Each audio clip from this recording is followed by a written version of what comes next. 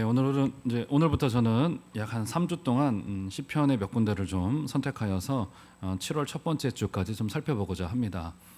그 이유는 일단 7월 첫 번째 주가 맥주감사 주일이에요. 감사절 설교를 좀 미리 준비하려고 하다 보니까 시편이 선택되어졌고, 그러면 좀 남아 있는 그 중간에 끼어 있는 그 두 주간도 좀 시편으로 보자. 그래서 오늘과 다음 주 주일 오전 예배에는 시편을 좀 선택하여서 보려고 합니다. 자, 일단 시 어떻습니까? 시가 매우 달콤합니다.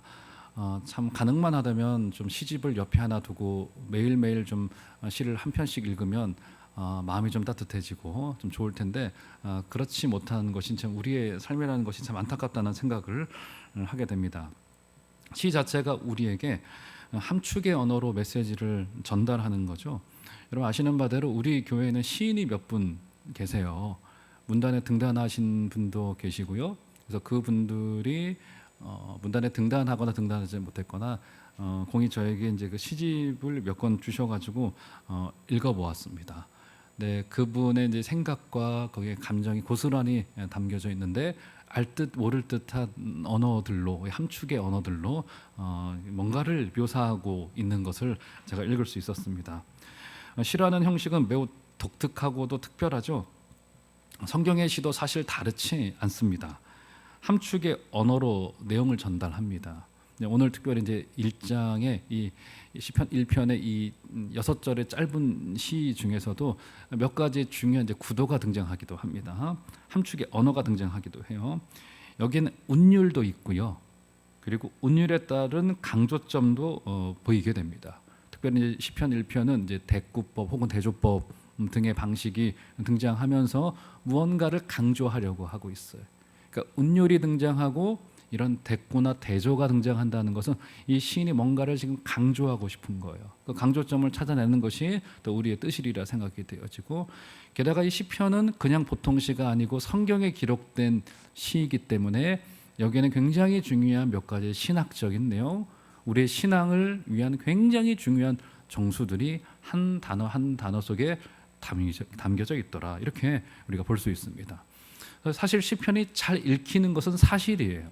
그런데 과연 그 시의 그 깊은 바다 속으로 우리가 실제로 들어가고 있느냐에 관한 문제는 조금 다른 문제라고도 볼 수 있을 것 같습니다.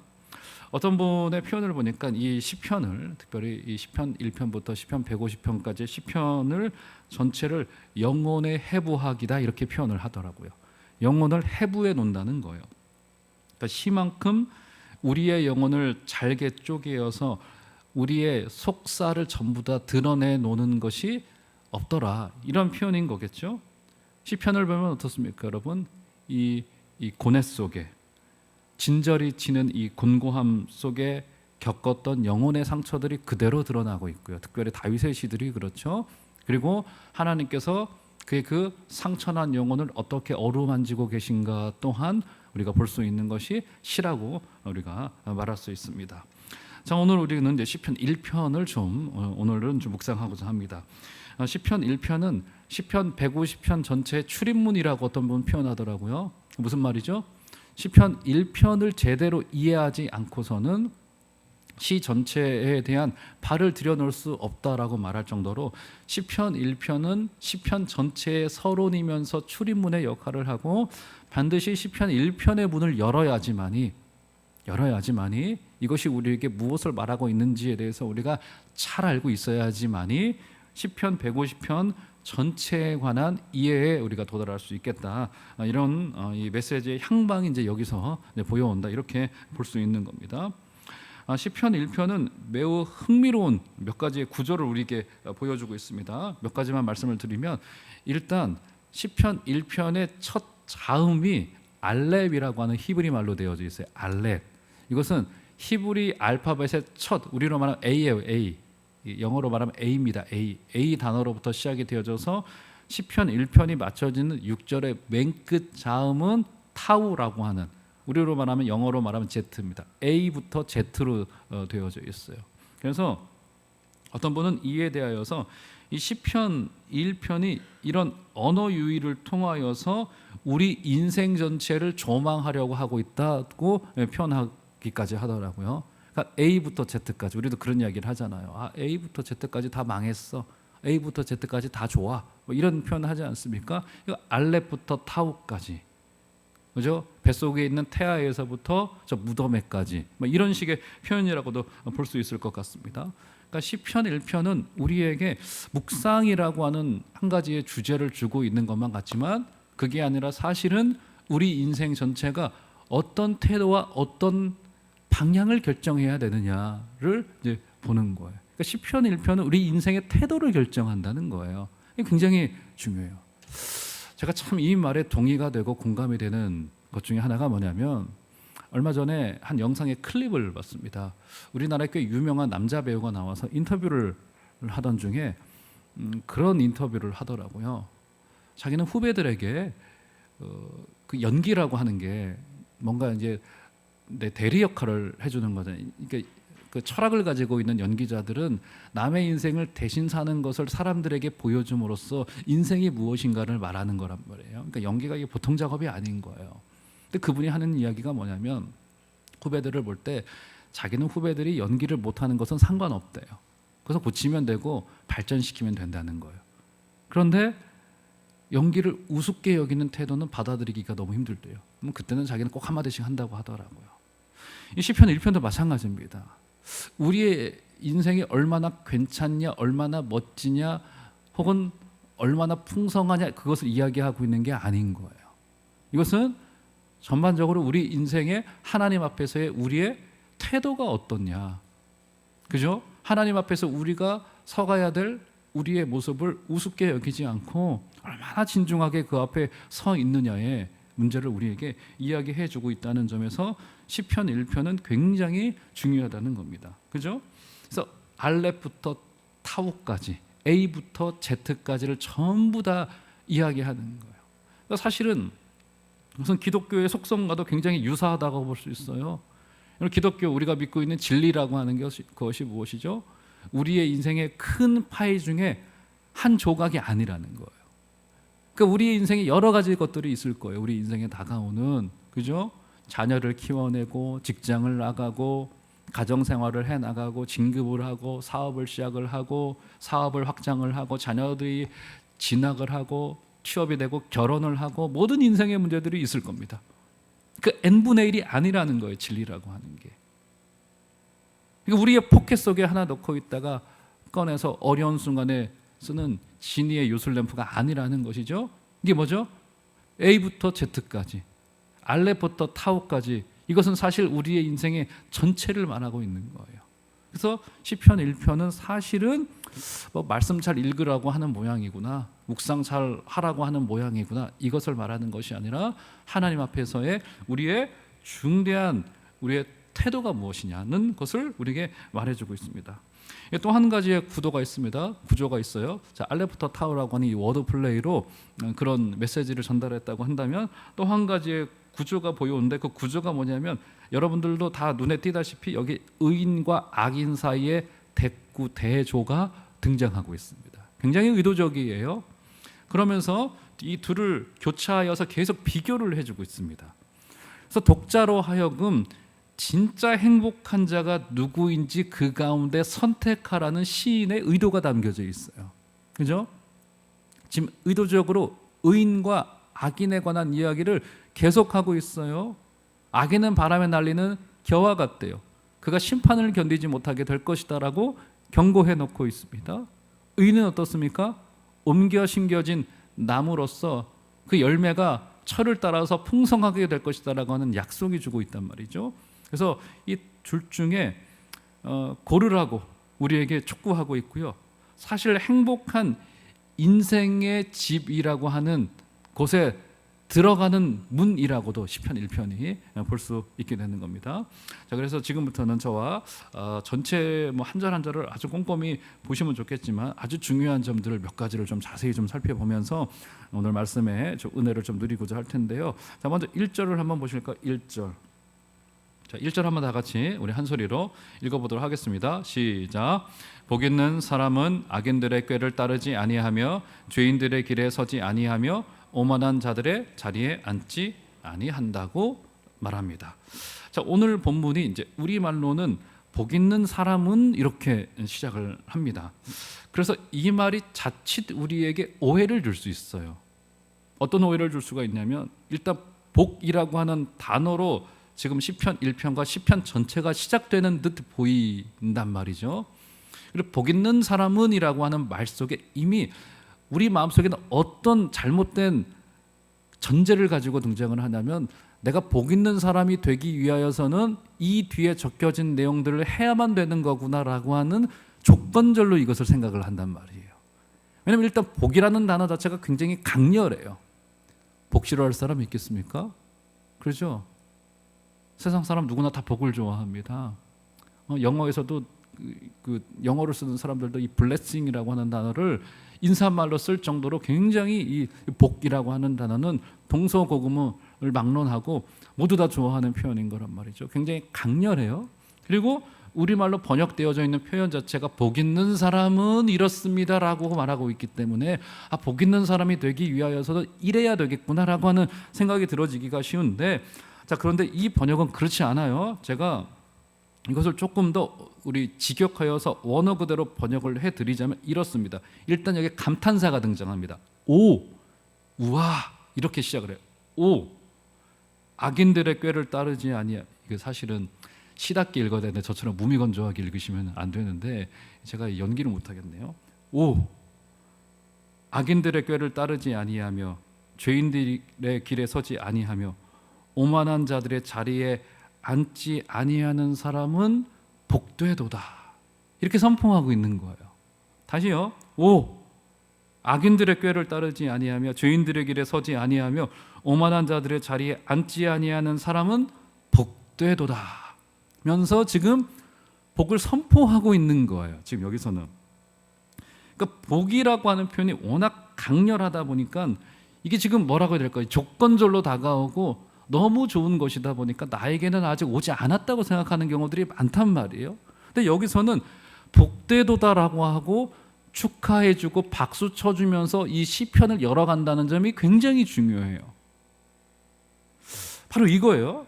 이것을 제가 어떻게 설명을 할까 생각을 하다가 우리 교회에서 이제 여러분 11월 달이 되면은 모든 기관 총회를 하지 않습니까? 다 총회를 마치고 나서는 일꾼들을 세우고 또 연말이 되면은 제가 또 구역장도 세우고 교회학교 또 선생님들도 새롭게 정비를 하고 하잖아요. 그리고는 각 기관 그 총회를 마친 기관들은 제 방에 들어오셔가지고 신구 임력원들이 오셔가지고 기도 받으시죠, 그죠? 기억나실 거예요.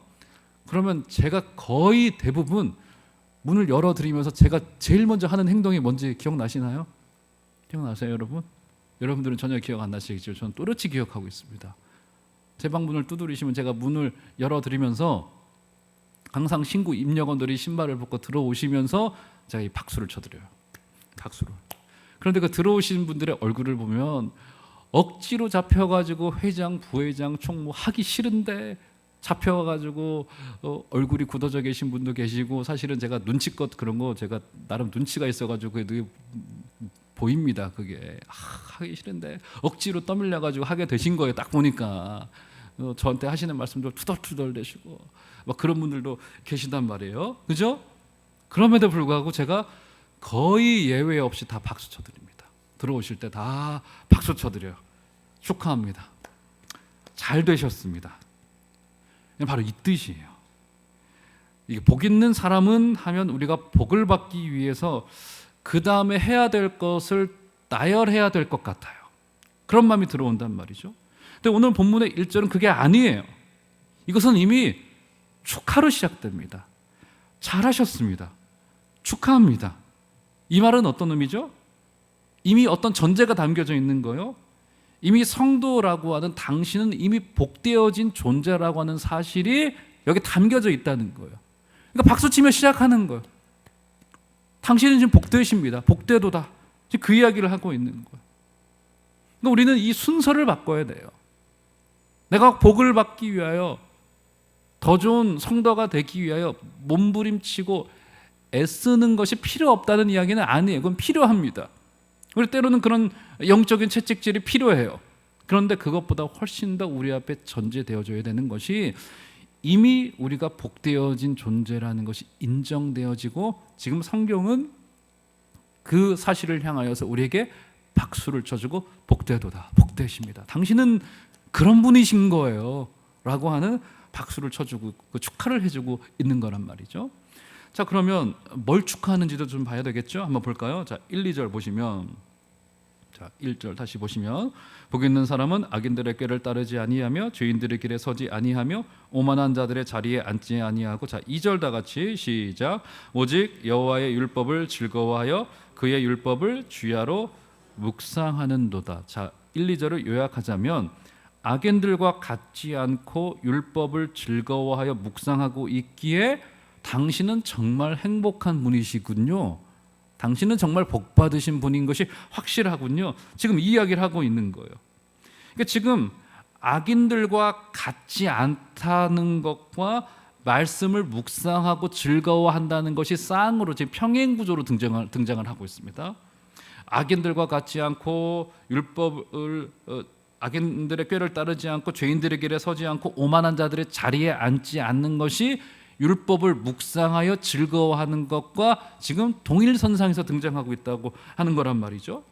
자, 그러면 자, 지금 1절과 2절에 그래서 깊은 연관관계가 있는 겁니다. 자, 악인들의 꾀를 따르지 않는다는 것이 여러분 어떤 의미가 있을까요? 그것이 왜 말씀을 묵상하는 것과 같이 연결되어져 있는 걸까? 이게 굉장히 중요한 지점입니다. 1, 2절이. 자, 이것이 풀려지게 되면 시편 1편 전체가 풀려진다고도 볼 수 있는 거예요. 자, 악인들의 꾀를 따르지 않는다는 게 어떤 의미일까? 여러분, 구약 성경 속에서 악인들의 꾀를 따랐던 장면이 몇 군데 등장하죠. 가장 대표적인 현장이 어떤 현장입니까?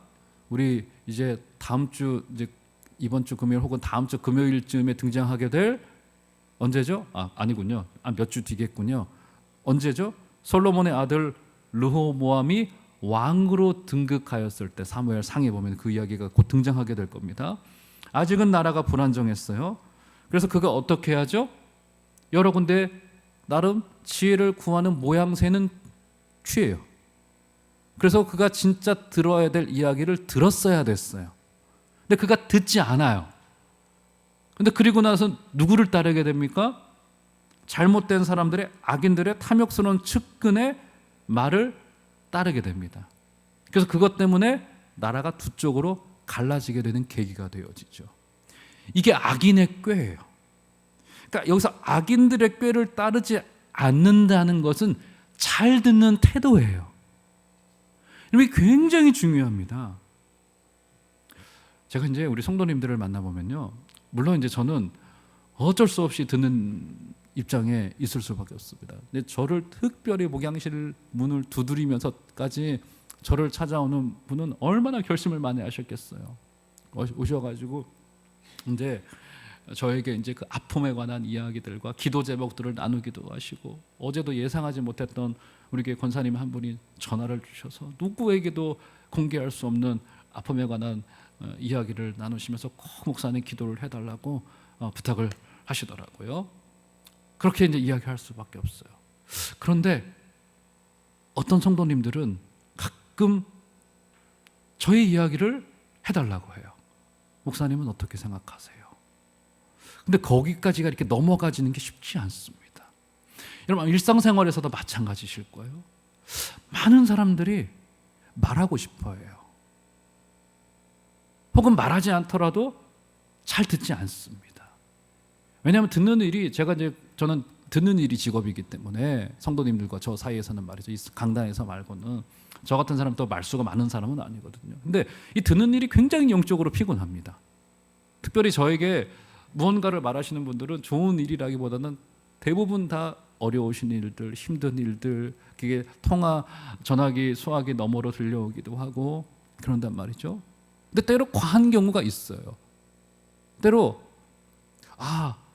우리가 잘 듣는 태도를 가져야 될 텐데, 사랑하는 성도 여러분, 우리의 아픔을 토로하기도 하고 우리의 아픔을 말하기도 하고 해야 되겠지만, 그 가운데 하나님의 음성을 듣기 위하여서 우리의 영혼의 귀를 여시는 여러분들 되시기를 주의 이름으로 축원합니다.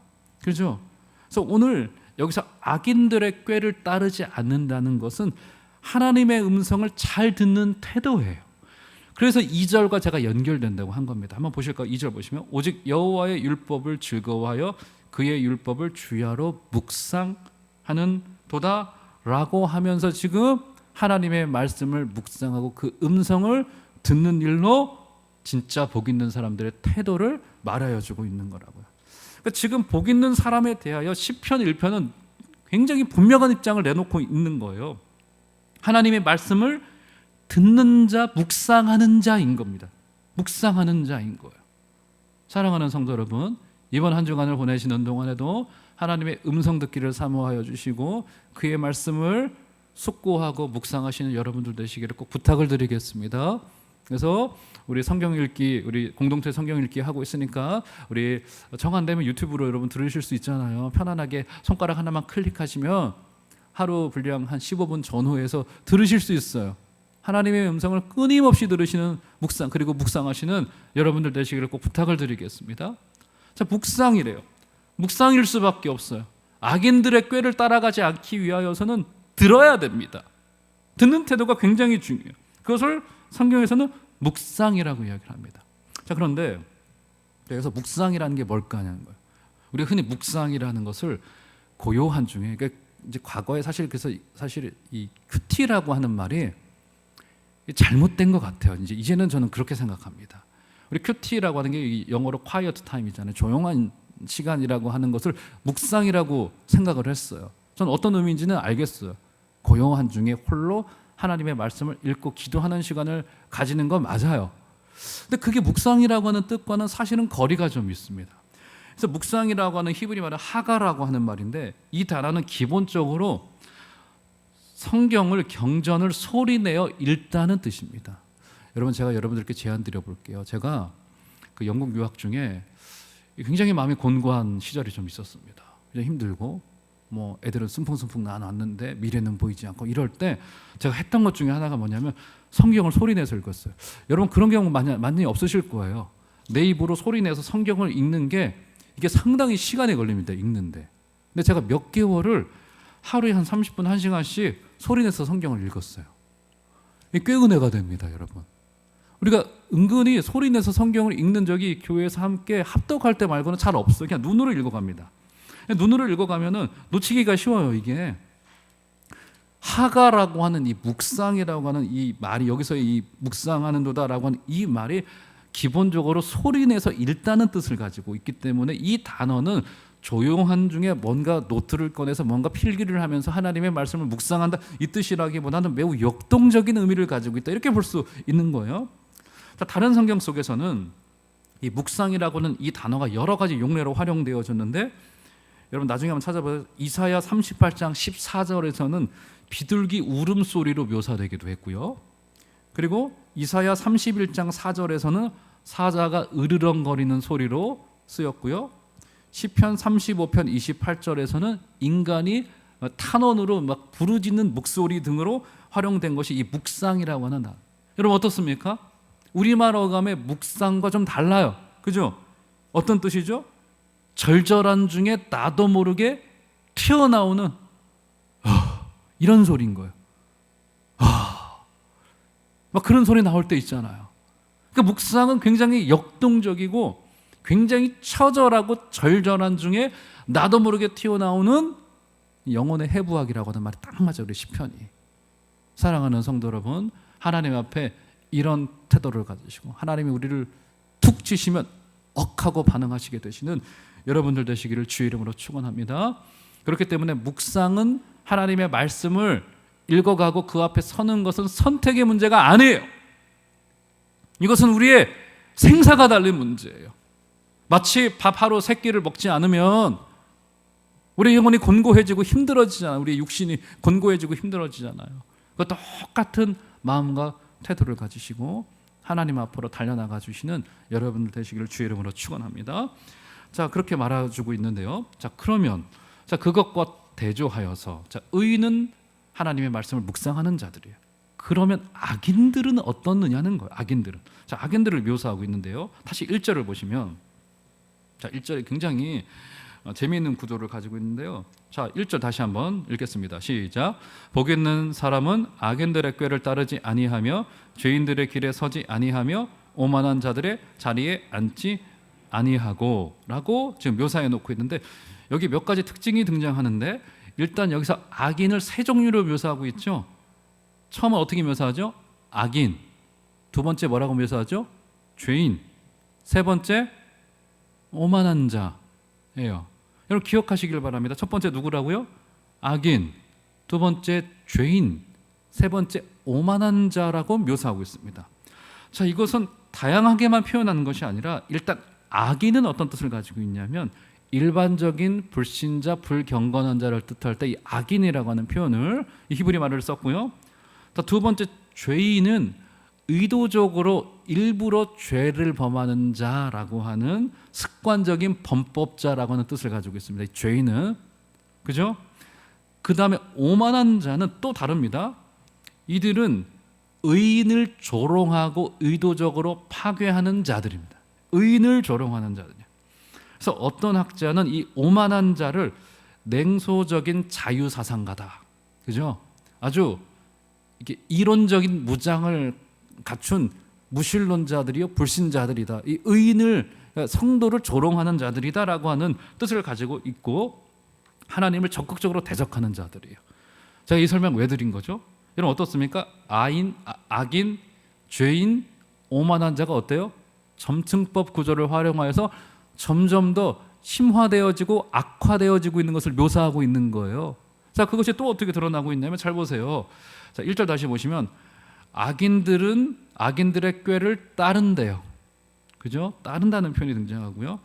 죄인들의 길에 선다는 표현이 등장을 하고요.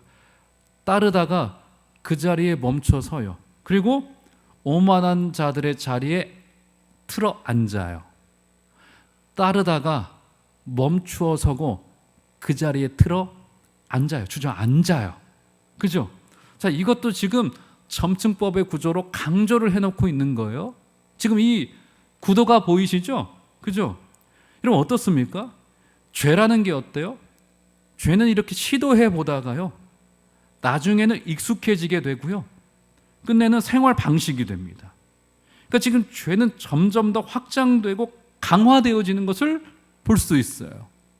굉장히 중대한 죄에 관한 특징이에요. 그러니까 죄는 점점 더 심화되는 특징이 있습니다. 그렇기 때문에 사랑하는 성도 여러분, 우리는 깨어 있어야만 됩니다. 아주 민감하셔야 돼요.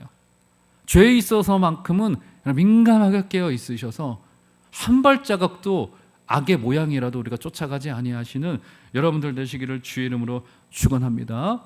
제가 한 번도 말씀드린 기억이 나는데, 제가 2년 전인가요, 한 기도원에 올라갔는데, 그 기도원이 이제 노동을 기본으로 하고 있는 기도원이었기 때문에 기도원에 들어오는 분들은 제가 돈 내고 들어갔음에도 불구하고 하루 종일 이제 노동을 했던 기억이 나요. 그 원장 목사님과 큰 낫을 하나 들고서, 저도 높지 않은 산이긴 하지만 산을 올라가면서 이 잡초를 제거하는 작업을 같이 했더랬습니다.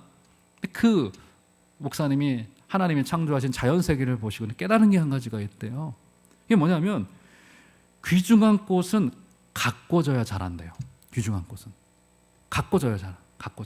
잘 물도 주고 때에 맞게 햇볕도 쏘여주고, 또 물을 너무 많이 주면 뿌리가 썩어버리니까 안 되고, 그때는 치워주고 막 이런 거를 해야 된대요. 뭐 그걸 잘 아시는 분들이 계실 겁니다. 그런데 신기하고 재밌는 건 뭐냐면, 잡초는 그냥 두면 무성이 자란대요. 그러면서 딱 그 얘기를 하시는 거예요. 죄가 그렇다는 거예요. 죄가 그냥 두면 점점 더 높게 자란다는 거예요. 나는 아무 일도 안 했다고요? 아무 일도 안 해서 그런 거예요. 아무것도 안 했다고요? 기독교의 진리는 무위를 이야기하지 않습니다. 우리는 날마다 하나님의 은혜 앞에 서는 우리의 마음 훈련을 통하여서, 사랑하는 성도 여러분, 우리의 죄를 다스리고, 어떤 신학자의 표현대로 죄는 다스려져야 되고 죽여져야 된다고 표현을 하더라고요. 죄와 싸워 승리하게 되시는 여러분들 되시기를 주 이름으로 축원합니다. 악인이 그렇대요. 자, 그러면 말씀의 결론을 봐야 되겠죠. 자, 의인과 악인이 여기서 대조되고 있다라고 한다면 그 결론을 봐야 되겠습니다. 그래서 결론에서는 악인들의 결론까지는 보기에는 시간이 좀 부족하고, 그러면 하나님의 말씀을 따라갔던 복되도다라고 축하받았고 박수받았던 자들의 결론은 어떤가를 한번 볼까요? 3절로 넘어가 보시면 3절 한번 다 같이 한번 큰 소리로 읽겠습니다. 시작. 그는 시냇가에 심은 나무가 철을 따라 열매를 맺으며 그 잎사귀가 마르지 아니함 같으니 그가 하는 모든 일이 다 형통하리로다. 할렐루야. 여러분 하시는 모든 일이 다 형통하시기를 주의 이름으로 축원합니다. 오늘 지금 그 이야기를 지금 해주고 있는 거예요. 이 사람이 어떤 사람이에요? 지금 나무로 비유가 되고 있습니다. 나무로 비유가 되고 있고, 이게 묵상하는 자의 삶을 지금 나무로 비유하면서 그 나무가 수자원이 풍부한 곳에 옮겨진 나무라고 하는 사실이 굉장히 중요해요. 다시 보세요. 3절 보시면 그는 시냇가에 심은 나무래요. 그러니까 원래 있었던 나무가 아니라 거기에 심겨진 나무예요. 그죠? 그러니까 심은 나무, 누군가 심은 나무입니다. 그죠? 어디로부터 옮겨진 거예요? 어둠으로부터, 죽음으로부터 어디로요? 수자원이 풍부한 물가로, 시냇가로 옮겨진 나무라는 거예요. 우리가 바로 그런 존재들입니다. 어둠에서 광명으로 옮겨진 존재들. 자, 그 존재들이 열매를 맺는데 어떻게 맺어요? 시냇가에 심은 나무가 철을 따라 열매를 맺으며라고. 철을 따라 열매를 맺는. 이게 무슨 말이냐면, 철을 따라 열매를 맺는다는 것은 사시사철 열매를 맺는다는 뜻이에요. 그러니까 매 철마다 사계절이 있다면 사계절 내내 열매를 맺는데요. 농사일을 해보신 분들 계시죠? 전 농작물 중에 봄, 여름, 가을, 겨울 전부 다 열매 맺는 나무나 여러분 그런 보신 적 있습니까? 없어요. 그죠? 무슨 이야기를 해주고 있는 걸까요? 이 열매는 우리 하나님이 맺게 하시는 열매라는 거예요. 여러분, 그래서 요한계시록을 보면은 거기에 그 강가를 중심으로 나무들이 쭉 심겨진 나무들이 있대요. 그런데 그 나무들이 열매를 맺는데 어떤 열매를 맺냐면 12열매를 맺는다. 12열매를 맺는다고 표현을 하고 있습니다. 무슨 말입니까? 12이라고 하는 완전수를 통하여서 하나님 안에 거하는 자가 누리게 될 행복자로서의 복이 12열매를 맺는 복을 누리게 될 것이다 라고 하는 사실을 우리에게 약속하여 주고 있는 거예요. 그래서 그가 하는 모든 일이 다 형통하리로다 라고 하는 것은 바로 하나님과 연합하여 교제하는 자들의 아름다운 복에 대하여 이야기해 주고 있고요. 자, 마지막 한번 볼까요? 6절로 넘어가 보시면, 자, 6절 다 같이 한번 마지막 읽겠습니다. 시작. 무릇 의인들의 길은 여호와께서 인정하시나 악인들의 길은 망하리로다. 자, 의인들의 길을 우리 하나님께서 어떻게 하신대요? 인정하시겠대요. 그래서 인정하시겠다라고 하는 말은 히브리 말 야다라고 하는 뜻이 굉장히 유명한 말입니다. 이 정도 알고 계시면 좋아요. 이 말은 무슨 말이냐면 부부가 서로 사이를 알고 있을 때 그 알다라고 하는 뜻을 가지고 있습니다. 여호와께서 우리를 알고 계신다 이 뜻이에요. 그러니까 여호와께서는 의인들을 알고 계신다. 그러니까 안다는 것이 피상적인 알을 말하는 것이 아니라 어떤 알을 말하는 거예요? 마치 부부 사이에 친밀한 암을 뜻할 때 바로 그 표현이 여기서 인정하다라고 하는 그 뜻을 이야기하는 겁니다. 무슨 말입니까? 하나님과 특별한 관계 안에 있는 자들을 묘사할 때 철저하게 하나님 안에 있는 사람들, 지금 오늘 시편 1편은 묵상이라고 하는 도구를 활용하여서 우리의 인생 전체가 하나님 앞에 서는 중대한 태도를 이야기를 하고 있습니다. 사랑하는 성도 여러분, 이번 한 주간도 하나님의 은혜 앞에 서 주시기를 부탁을 드리겠습니다. 여러분, 프랭크 시나트라라고 하는 미국의 오래된 가수 기억하실런지 모르겠습니다. 그분의 유명한 노래가 하나가 있죠. 어떤 노래죠? 기억하시는 분들 계실까요? 프랭크 시나트라라고 하는 가수가 부른 매우 서사적인 노래인 My Way라고 하는 노래 기억할 겁니다. 제가 어제 한 10번은 들었습니다. 오늘 설교를 위하여서. 잘 아실 거예요.